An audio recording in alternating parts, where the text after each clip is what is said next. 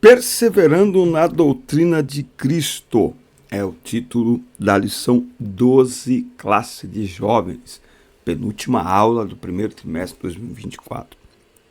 O texto principal está em Tito 2:10.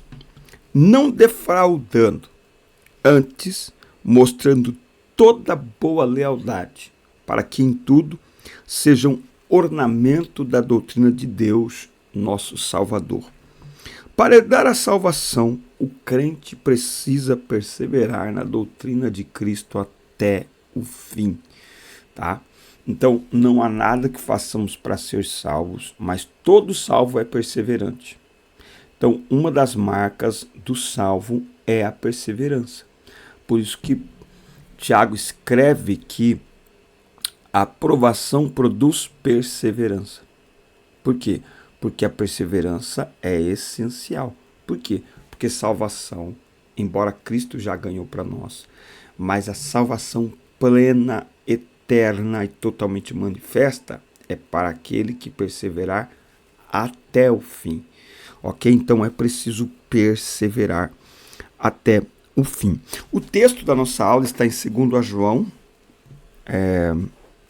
1-9. Nesta lição deste domingo, estudaremos a respeito da doutrina de Jesus Cristo.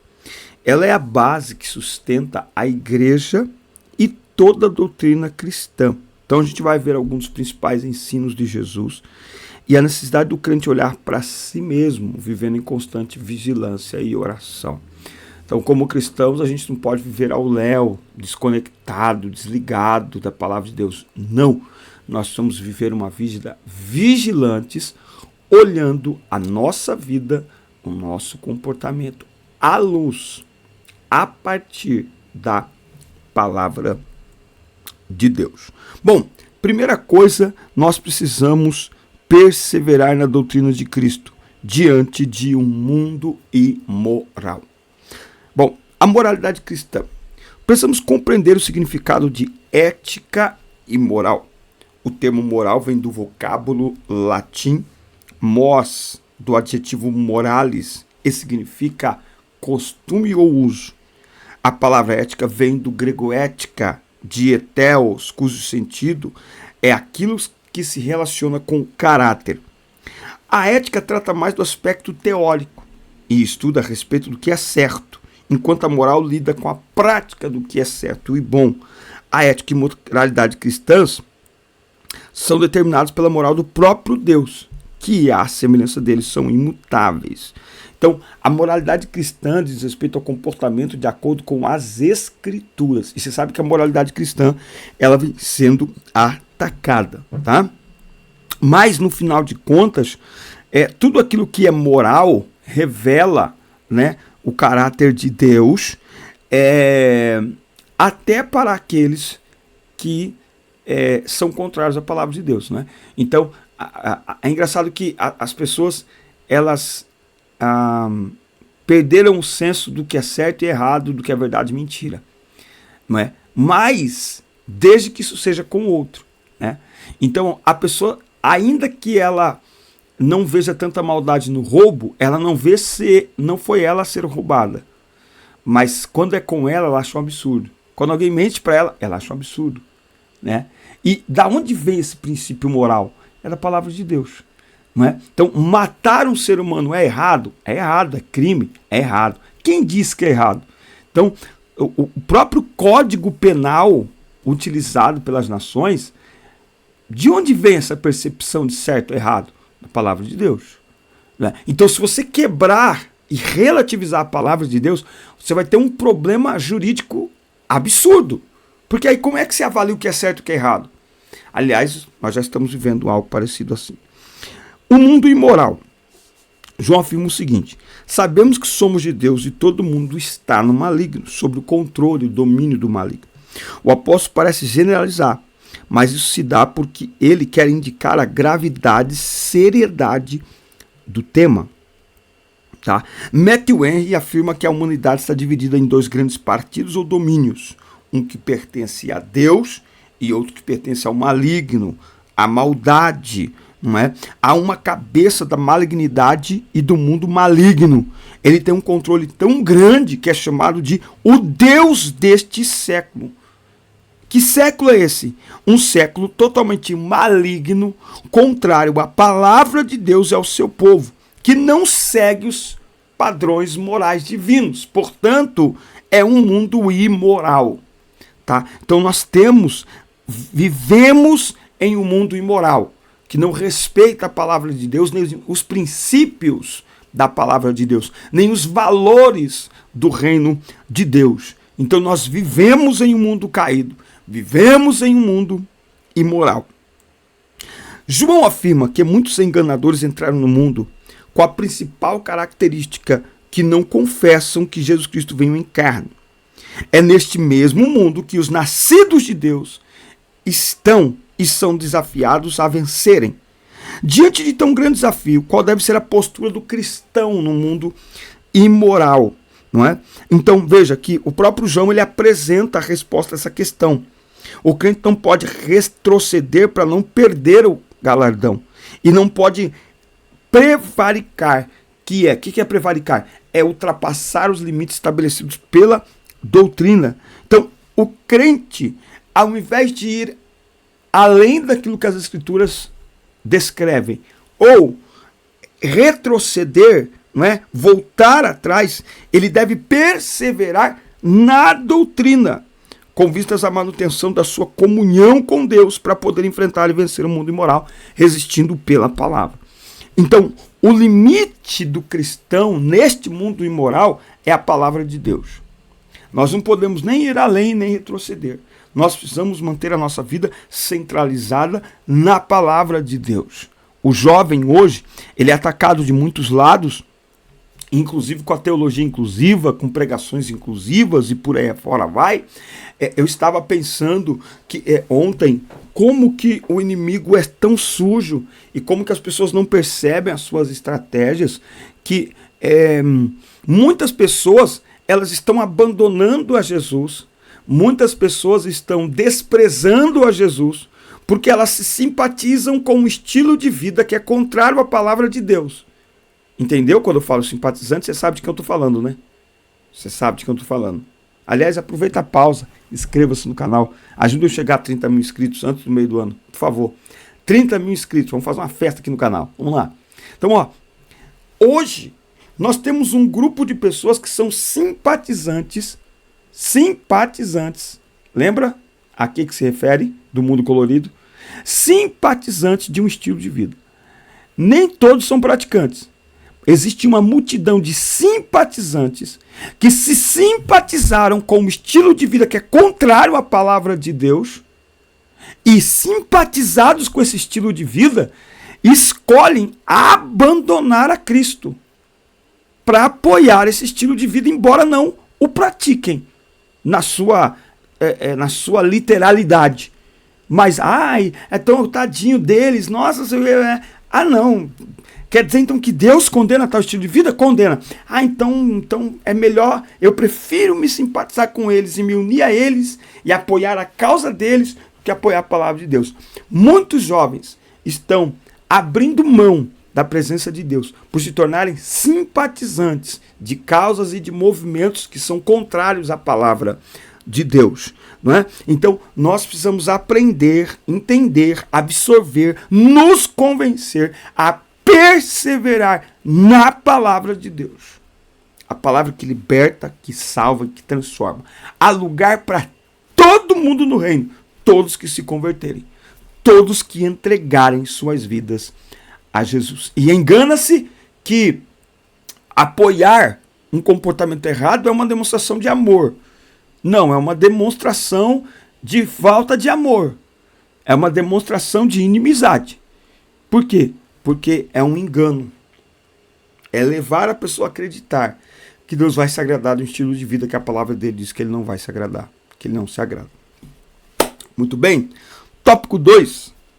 Tópico 2, andando segundo os mandamentos de Jesus. Não é? Então, como perseverar neste mundo, né, dominado pelo maligno? Andando segundo os mandamentos de Deus. Os mandamentos de Jesus. O Sermão do Monte é a mais importante mensagem pregada e ensinada por Jesus. Extenso, profundo e cativante. Esse sermão tem sido considerado uma expressão ampliada e aplicada da lei de Deus entregue a Moisés. A conclusão desse sermão oferece um resumo e uma recapitulação dos princípios do reino de Deus expostos por Jesus. Tá? Então você tem aí relacionamentos interpessoais saudáveis, relacionamento saudável com Deus, o caminho da salvação e o da perdição, alerta sobre os falsos profetas e a seriedade do reino, demonstrada na forma com que estará o dia do acerto de contas. Tá? Você tem mandamentos santificadores. Jesus foi mestre por excelência, a ponto de até os servidores dos fariseus reconhecerem sua sabedoria. Jesus ensinou por palavras, por meio de sinais que operou na presença dos discípulos, ensinando princípios eternos, e até o orar ele compartilhou ensinamentos. Então veja, a palavra de Deus ela tem mandamentos que são santificadores na nossa vida. Jesus afirmou que aqueles que fazem o que ele ordena são seus amigos. Diante do desafio colocado ao colegiado apostólico, Pedro perguntou a Jesus qual seria o ganho deles por deixarem tudo para segui-lo. Olha só, essa questão de guardar os mandamentos. Hoje, na aula, eu sou superintendente da IBD aqui na minha igreja, e eu fui para uma das salas. E lá naquela sala, o professor estava dando aula e tal, e aí ele começou a dizer, olha, porque nós adoramos a Deus, não por obrigação, é voluntário, não é por obrigação. Nós somos voluntários na nossa adoração a Deus. Você não veio aqui ao culto obrigado, você veio como voluntário. E, gente, eu não sei você, mas eu fico inquieto, tento ficar calado, mas não dá. Aí eu pedi licença e falei assim, essa questão do voluntariado ela é controversa. Por quê? Porque voluntariado está na aceitação, na entrega. O pessoal ficou assim para mim. Na entrega eu sou voluntário. Depois da entrega eu não sou mais voluntário, sou servo. Esta ideia de voluntariado tem atrapalhado a igreja e tem estragado inclusive o serviço na igreja. Porque a pessoa aceita Jesus e passa-se para ela uma ideia de voluntariado. Nessa ideia de voluntariado, serve quando quer, serve onde quer, serve como quer. Nessa ideia de voluntariado é que muitos cristãos escolhem qual culto que eles vão. Então, eu estou cansado, então hoje não vou para o culto de ensino. Aí muitas igrejas o culto de ensino, que é o mais importante da igreja, porque é onde dá base, dá fundamento para a nossa fé, tem muito crente que ele não vai. Não veio por quê? Porque eu não quis. Mas você não é servo? Não, sou voluntário. Não, você é voluntário para aceitar. Aceitou é servo. Como assim voluntário? Não, mas hoje é culto de quê? Hoje é culto de oração, então não vou na igreja. Que tem a ver uma coisa com a outra? Hoje é culto. Está sob direção de um departamento, mas hoje é culto.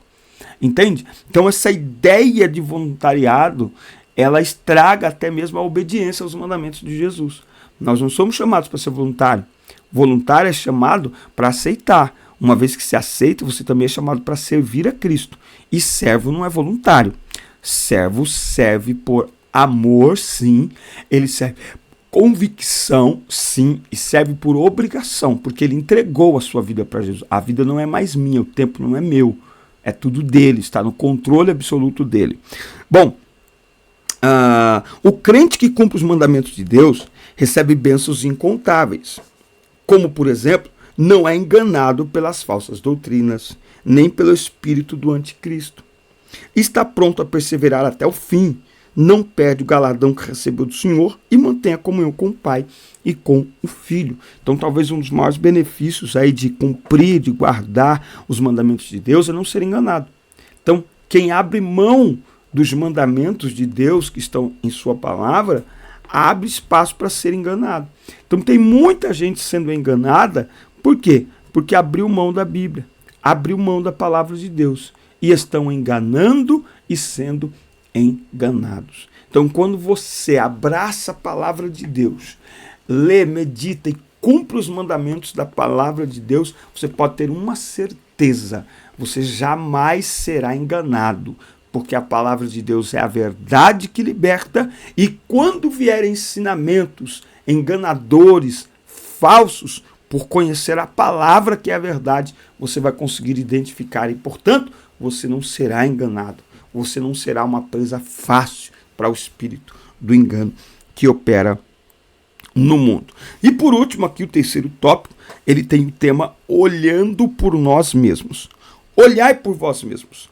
Esta expressão é praticamente uma repetição das palavras de Jesus aos seus discípulos em Marcos 13, no qual há advertências em pontos específicos, como o cuidado com o engano doutrinário e a atenção e vigilância. Em Mateus 26 e 41 estão registradas as palavras de Jesus para que Pedro, Tiago e João vigiassem e orassem, como uma clara advertência sobre as terríveis consequências que o pecado poderia lhes causar. Então, vigilância e oração são duas práticas vitais para o cristão que deseja vencer a si mesmo o pecado do diabo. Vigiar e orar. A oração, ela traz discernimento para a gente entender aquilo que é de Deus e aquilo que não é. A oração, ela abre os nossos olhos espirituais. Lembra? Nossa luta não é contra a carne nem contra sangue, mas contra principados e potestades. Opa, está falando de questões espirituais. Então tem gente que por falta de oração está lutando com armas carnais uma guerra que é espiritual. E aí também tem gente que em lutas carnais está querendo usar armas espirituais. Cada luta existe um tipo de arma. Cada luta existe um tipo de estratégia. E é a oração que vai mostrar que tipo de luta você está enfrentando e, portanto, que tipo de arma e de estratégia você deve usar. Por isso que o crente deve viver uma vida de oração. Amém? Muito importante isso aqui. Paulo também vai falar aqui sobre cuidados pessoais. Ele advertiu o jovem pastor Timóteo para que ele redobrasse atenção no cuidado próprio, evitando assim a própria perdição enquanto trabalhava em salvar os outros. Ele fala isso aqui, ó. Vamos ler 1 Timóteo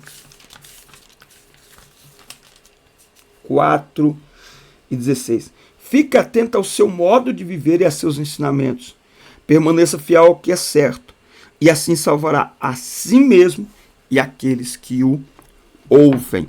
Paulo aconselhou Timóteo ao exercício pessoal na piedade, ou seja, boas práticas espirituais, e ao cuidado da doutrina.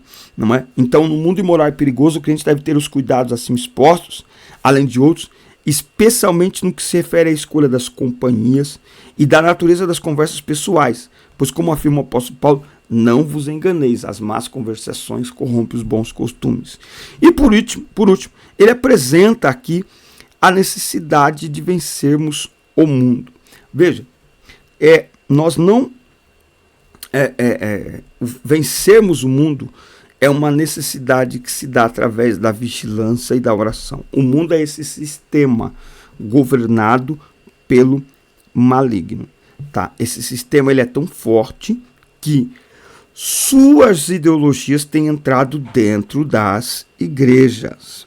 Tá? Então destaca-se a necessidade de conhecer os desafios impostos por este tempo, além de uma vida dedicada ao preparo espiritual, bíblico, intelectual, com vistas a responder adequadamente às indagações mais comuns na atualidade. Tá? Então, não tem outro jeito. Nós precisamos, como cristãos, abraçar a palavra de Deus, abraçar a vontade de Deus e deixar que a palavra de Deus tenha um alto lugar, a primazia, a prioridade na nossa vida. É a palavra de Deus que nos guia, é a palavra de Deus que nos orienta, é a palavra de Deus que nos direciona. Nós temos que ter a palavra de Deus como autoridade máxima de regra, de fé e prática na nossa vida. Quando temos isso, nada nos tira da presença de Deus, nada nos afasta da vontade de Deus, que é boa, que é perfeita e que é agradável. Amém, meus amigos? Forte abraço, assista, curta, compartilhe, inscrevam-se no canal e até o nosso próximo encontro. Deus abençoe vocês.